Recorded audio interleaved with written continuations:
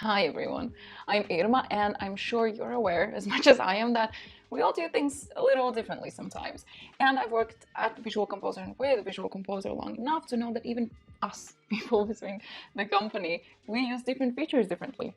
And knowing that, we've compiled 10 Visual Composer hacks, these little features that might help you work faster and be a little more productive. So consider these little hidden gems of Visual Composer. All of these hacks are also in a blog post, and I'll leave a link to it down below so you can just check them out at your own speed if you want to. So let's start with hack number 1, which is custom element names. Let's jump into the editor so I can show you what I mean. So I have this template here, and as you know, all layouts consist of rows, mainly the main container. So if we add all of these are rows, if we open the tree view, what we see is a row here, a row here, a row here, here, and then, the elements inside of it. But sometimes that's hard to navigate, especially if, for example, there's another person working on this project, they don't know what that means, or a client. What you can do is a nice little trick here. You can change all the names simply if you click here. It's that easy. Add it, and now you can see here, oh, call to action, click here, bam, you're right where you need to be. But this is just for rows, but you can obviously do it for every single element. As you can see, if you open the features, it has a lot of elements. So what's that single image? This one, for example, is, I don't know, build image, maybe? Anyway, this is what you can do. And if the layout is big, this can make it very easy to navigate if you use the 3 view. So let's move on to the next hack. So the next hack is global templates. And actually, it's all in the name. You make a template, apply globally. And there are a couple of ways to do that. First of all, you can save a template as your own. Let's say this. This is actually a custom template. If we would like to save it, we would click here in the Add Content, Templates, and you can write the name of the template right here, save a template. This is actually it. And it will show up here under My Templates. And it will show up there everywhere on this WordPress site, on this installation. That's one of the ways. But if you add it and change it here, it won't be changed anywhere else. So to the actual global templates, you can add the global templates element, which is this one right here. And here you'll see your templates and block templates. Oh, I forgot to mention that you can not only save the whole page, but you can save a row as a template. For example, if you want to reuse this section right here, you can go here, edit, and if you click on this gear icon right here, add a name, save this as a block, and you will see it here in your templates as well. Let's go back to the global templates. You can create a new one right here. Okay, so as always, it can be anything at all. My global template. But the cool thing about this is if I save this template and add it here to this page, it's going to be added. But then if I edit it here, the changes will be applied to all of the pages where you added the global templates element. I hope you get it. Either way, we've got a Help Center article about this if you need more information. But a quick thing to remember, you add the global template element, add the template, and then you can just change information in one place and it will be applied in the whole site. A real time saver. I know it didn't seem that way from the way I explained. Let's move on to hack number 3. This is a quick one. This is column cloning. So again, it's right in the name. You can clone the columns. And this can be really helpful if you want to leave the styling that you applied before. For example, we've got this section right here. Everything is styled and we want to just change some text. What we do is click here, clone the column, and another one is added in the same styling. So again, very useful if you've developed a certain style. You just don't have to do things twice, So the next thing is that you can add custom CSS to your site. And I know what you might be thinking. Why would I add CSS if I'm using a builder? Isn't that like the whole purpose of a builder, to not use any custom code? The answer is yes, kinda. But there can always be just that little bit, that little extra that you want to do that's not in the builder. And you can easily do it.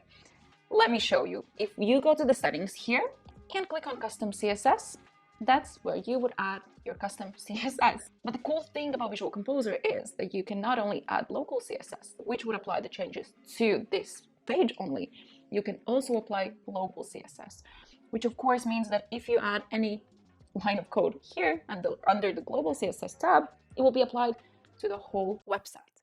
So let's say you write some CSS code, you like the changes, you think, I want this everywhere. Like you found a cool font. We do have most fonts though, but just an example. You found a cool font, you want it everywhere. You can do it. Just write it here in the global CSS tab, and it will be applied and shown in every single page. And if you go to a different page, you'll see it in this tab here as well. So custom CSS, good, do whatever you want. So hack number 7 is a hack that I featured that I didn't think I would need or use, but when it was released, it was so easy. It's the right click controls, everyone. So anywhere on the page, if you click the right click, you see the element controls here. Or depending on where you use the right click here, it would open the column controls. It makes the process of creating the site so quick. I don't know. Of course, it wasn't difficult to scroll to to one of the corners, but you know, if you're in the flow, just, you know, right click anywhere and you get the controls. Just a feature that you get used to really quickly once you start using it. The next hack is something that I tend to use a lot, and it's the template export and import, which again is right in the name. If you create websites for clients, you've most likely developed your own personal style, or there are elements that you've liked from different websites that you want to maybe add to another website as well. And the good thing is you don't have to create these from scratch anymore. You can just export a template and import it into another site. Easy. Let me show you how to do it. If we go back to the WordPress dashboard and here at Visual Composer and go to Global Templates, this will load all of the templates that you have in your template library. So find the one that you want to export, click on Export. You will have your file on the computer. Go to your next website, go to Visual Composer again and import it right here. And it will upload all the media, all the elements, everything that you had on that previous template. Really quick and easy. And again, the main thing, you don't have to make things from scratch yet another time. If you made it once, you can probably just move it to another page, another website easily. So our next hack goes together awesomely with the previous one, because sometimes you don't want to go through the hassle of making a global template and then, you know, or export, import a whole template. You can actually copy elements from page to page. Let me show you. So what you do, you go to the column settings, copy, go to another page, go to the row, paste. Here you go. Do you need 2 logos? Maybe not. But this, of course, works a little better if you have already styled elements that you want to reuse in the same website. All of us mostly have, you know, at least 2 tabs open, and you work on multiple, at least pages simultaneously. So if you've styled something in a way that you like and you just want to copy it on another page, easy. You can do it easily right here. Okay, the next hack. Again, we keep coming back to reusability, and I think that's one of the best assets of Visual Composer, that you can reuse elements and you don't have to make them from scratch every time. Because we all know that if the website is big, then a lot of elements are going to be styled the same way. So the same as you can save a template and reuse it later, we can go and make this section smaller, and even to the smallest element, the smallest component of Visual Composer, which is the element, and save it as a preset. Let's say, I don't know, as simple as a button. You like this button, you want to reuse it everywhere, but just this button. You easily can do that. Go to the button, you can either right click, you can right click on the button, open the edit window, and then go to the element settings here. And what you can do, save it, let's say main button. Save it as a preset. Again, go to the element window, the add element window, and it will be added right here. Same as under my templates, this is going to be your element preset, and you will be able to access it right here from the add element window anywhere you're on, any page that you have open. And another I'd say like a little bonus hack is that you can delete it if you don't need it. Right here, click on this gear icon here, delete it, and it's gone. And that's just maybe if you want to make the whole editor a little cleaner. If you made something you don't like it, delete it, but you're not using it anymore. Anyway, I digress. Let's move on to the next hack. So the last two hacks are actually very important because they joined Visual Composer, if you can say that, in the latest release. So the first one is the row resizer. And as always, it's right there in the name.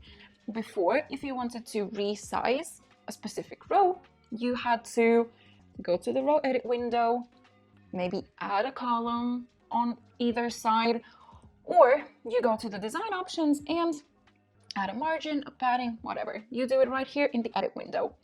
But you know what?